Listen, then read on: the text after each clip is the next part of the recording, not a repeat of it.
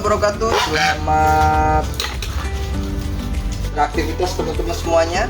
Hari ini kita meneruskan kelanjutan kemarin ya. Ini sudah bikin bumbunya, tinggal bikin apa? Bikin icep-icep atau pintu masuk ya. Ini bentuknya kayak gini, masih dalam proses.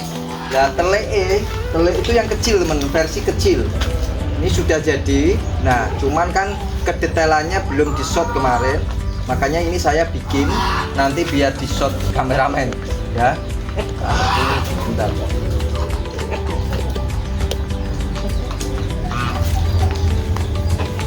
Oke, kita akan sisik ini nanti.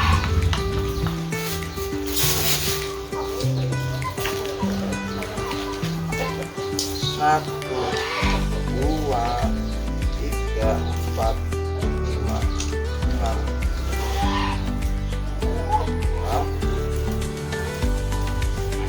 tujuh, delapan, sembilan. Jadi kalau bikin tele ini jari-jarinya ini jumlahnya ganjil supaya mempermudah untuk nganam ya. Caranya cari blengker atau lubang ya, lubangnya itu disesuaikan ya, kurang lebih ya diameter apa ya, sejempol kaki ya. Caranya seperti ini. Oke, jadi agak tipis ya. Oke, satu, terus ya.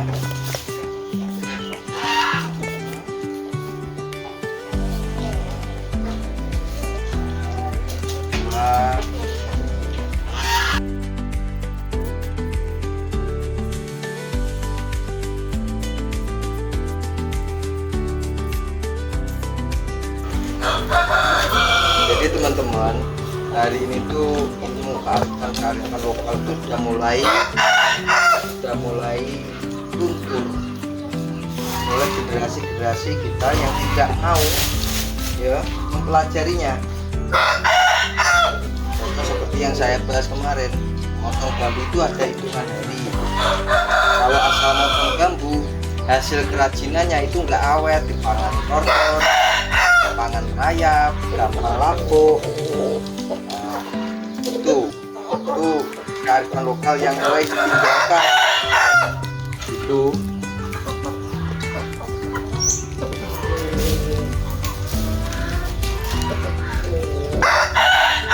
mari kita bangun lagi kearifan lokal supaya leluhur kita itu bangga kita. Gitu teman-teman. Tekniknya begini teman-teman. Ini ujungnya itu diincipi ya, diincipi. Nah, terus seperti ini. Mohon maaf, ini apa namanya? Karena saya bukan pengrajin asli, ini hanya supaya teman-teman tahu gimana caranya membuat ya. Jadi ini kalau kurang rapi ya maklum, bukan keahlian saya, karena saya bukan tukangnya, tetapi walau bagaimanapun saya tetap bisa bikin gitu loh ya. Jadi ojo di paitu. Nah, jadi gitu teman-teman. Nah, nanti ilmu ini teman-teman bisa praktekkan. Ini kalau zaman dulu wong dodol telik itu sumber pencarian loh. Ini harus ya, jual kok dijual dulu. Nah, ini pakai karet kunciannya teman-teman. Ini ujungnya pakai karet ya. Gini.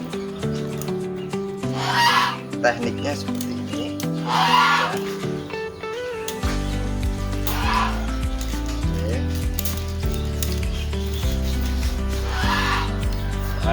Ya.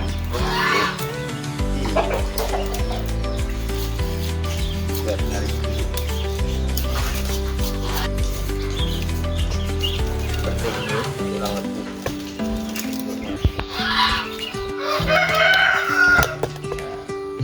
Terus habis itu dianam.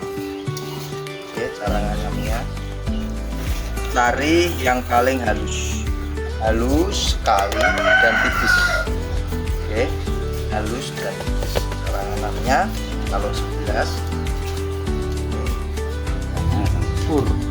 lentur. Jadi ini filosofi dalam kehidupan bahwa kita itu harus bisa menjadi seseorang atau sosok yang bisa fleksibel, lentur.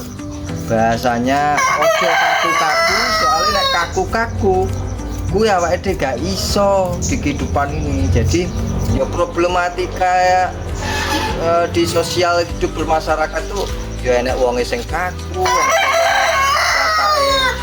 ini lah awake dhewe iso ngenggoni kabeh. Terus ngaten nggih, Pak. Nah, itu yang lebih sepuh, lebih pengalaman di hal itu. Haus.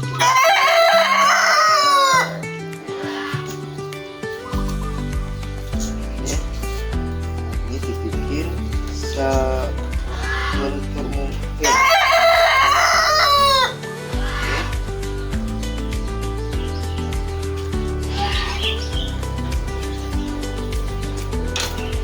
Tekniknya gini teman-teman ya. Set ya. Satu masuk, satu keluar. Nah, gitu. Oke. Satu masuk, satu keluar. Oke, satu masuk, satu keluar terus. Nah, ini satu masuk, satu keluar. Satu masuk, satu keluar. Sehingga kalau 11 ini jod yang tadi masuk ya, yang tadi keluar itu ditarik begini jadi masuk. Nah ini kalau jumlahnya ganjil ya, jadi jumlahnya harus ganjil, terus ditoto, dirapatkan ini. Nah ini kalau tidak ganjil oh gak iso. Nah kayak gitu teman-teman ya. Oke.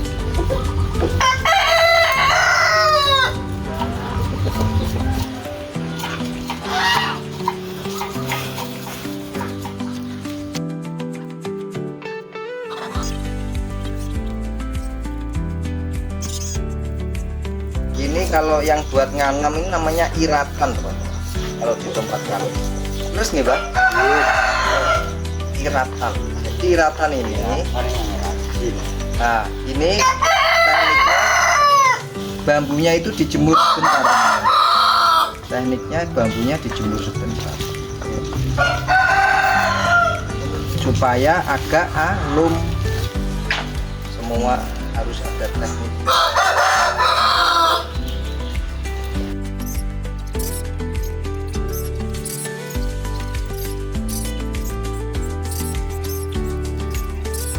Ya ini sudah sebagai anu ya, kelihatan ya. Oke, jaraknya sudah kita rapikan ya. Terus habis itu ini kita tarik teman, gini, terus diganti tarikan begini. Nah, bentuknya setengah hati. Nah, setengah hati gini. Nah, oke. Ini ketebalan ketipisannya sebenarnya ini menjadi poin tersendiri, seni sendiri. Ini nanti sambil pernah kuncinya. Sementara pokoknya ditekan. Nanti jadinya kurang lebih kayak yang ini, teman-teman ya. Oke. Tekniknya rumah.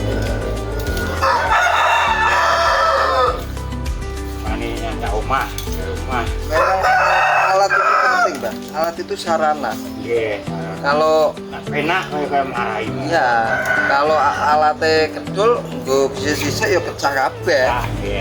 Betul nggak, Mbak?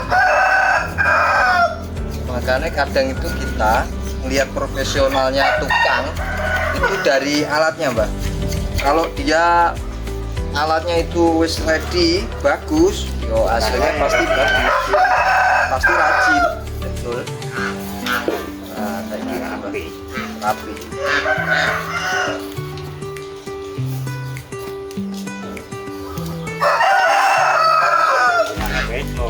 Nah, bentuknya teman-teman kurang lebih nggak gini. Terus kita lanjut nganam, ya nganam. Nganam lagi, cari bahan yang sama, yang sangat dan lentur. Kita akan lihat lagi kerjanya. Oke. Orang yang punya keahlian, skill, dia nggak akan kelaparan teman-teman. Jadi contoh bikin kayak gini 100 biji punya, terus dia rajin ke sawah, rajin ke sungai-sungai, ya kalau pagi pasti dapat ikan, terus ikan hasilnya bisa buat makan atau sisanya buat dijual di pasar kayak gitu gitu Mbak. Ya, harus ada ilmu. Harus ada ilmu, jadi diberi akal, Nah, dari langsung. diberi akal, diberi ilmu, tambahnya gitu. Tapi memang betul teman-teman, ini yang tahapan yang paling sulit karena ini membutuhkan ketelatenan, kerapian, ya, dan kerapatan. Nah, di sini tuh, ini sangat krusial ini. Dengan bismillah. Bismillahirrahmanirrahim. Setiap mau melakukan aktivitas kata Mbah Kung. Gila sih. Manut kemana wong sepuh-sepuh enak. Ojo dibantah. Enak motor.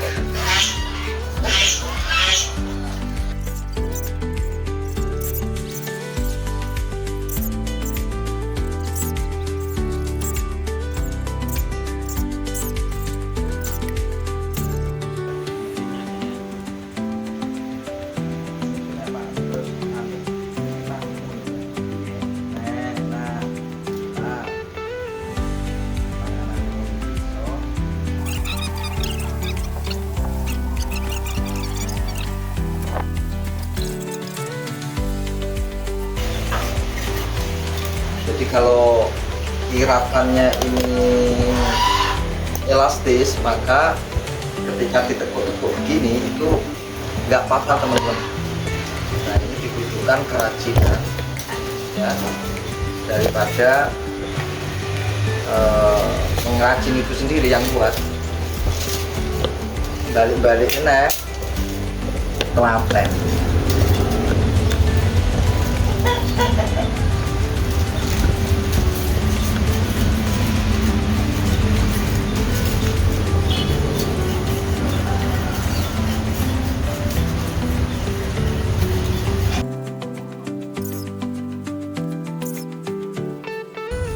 Ya teman-teman, ini tahapan untuk pembuatan bubu atau wuwu atau oyol, ya, atau oyol. Ini sudah mau finishing, dimana ini membuat itep-itep belengker atau penutup pintu masuk. Penutup pintu masuk ya. Kenapa disebut itep-itep?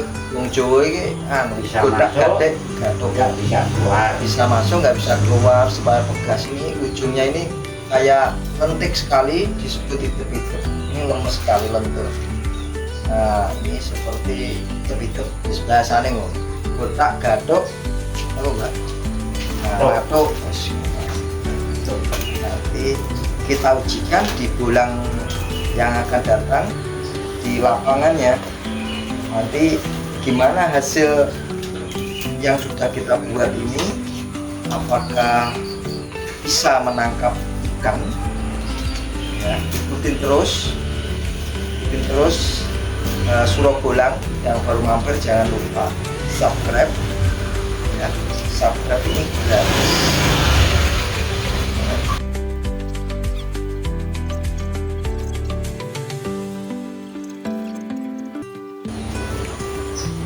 Yang agak lama dalam proses ini itu adalah tahap membuat apa namanya, kalau nganyamnya sih cepet ya, membuat ini loh teman-teman, jari-jari kayak gini loh, itu butuh waktu yang lumayan ya, karena harus halus, Rajin. kalau nggak rajin kuncinya nanti itu kan ada di sini teman-teman, kuncinya ikan mau masuk, selain daripada umpan yang bagus, itu ada di ini kuncinya. Jadi ini harus dibuat sehalus mungkin, ikan nyaman masuknya, keluarnya nggak bisa.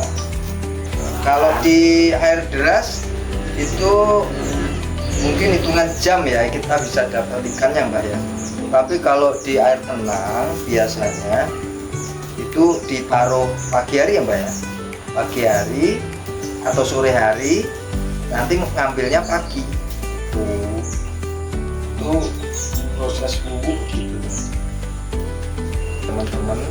Kalau kita mengejar rezeki itu ada beberapa konsep ya, tapi saya lebih setuju ke konsep ilmu daripada Imam Syafi'i, di mana dalam mencari rezeki itu ya harus ada ikhtiar dalam wujud nyata.